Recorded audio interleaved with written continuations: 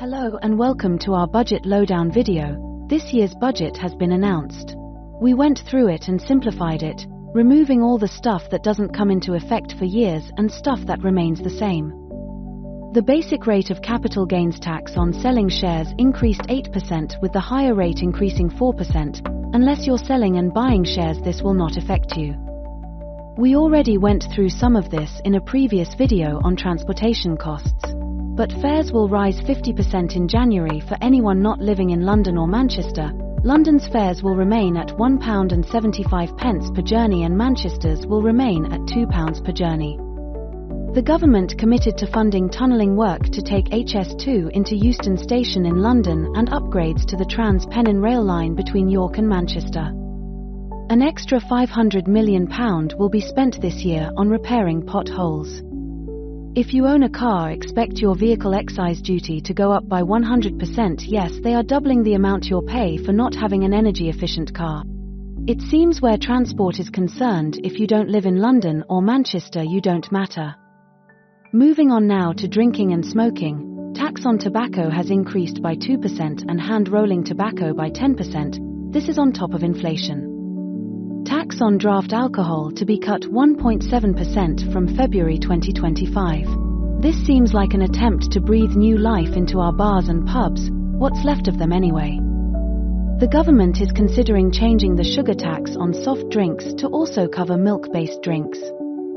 Next up, housing. An additional £500 million to be invested in affordable homes. Local councils and social housing providers to be allowed to increase your rent above inflation, but only 1% above. And stamp duty charged on your home if you own your home to increase by 2%. Wages, benefits, and pensions.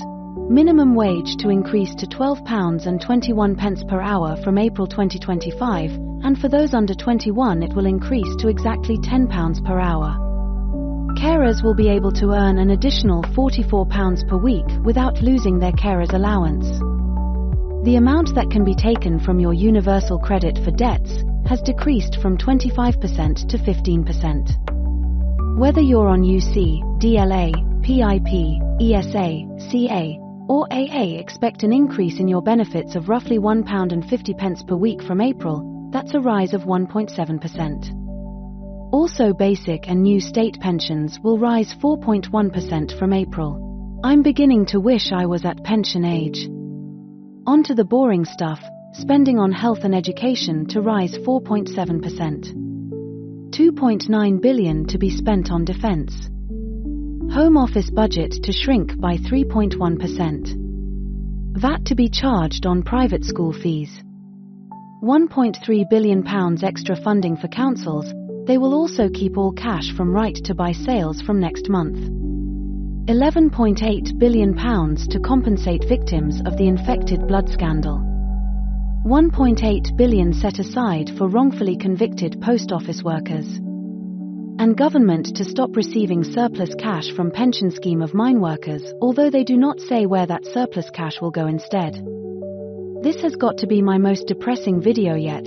It seems nobody other than our local councils benefit from this budget. Anyway, thank you for watching. Feel free to vent in the comments and see you soon for another video.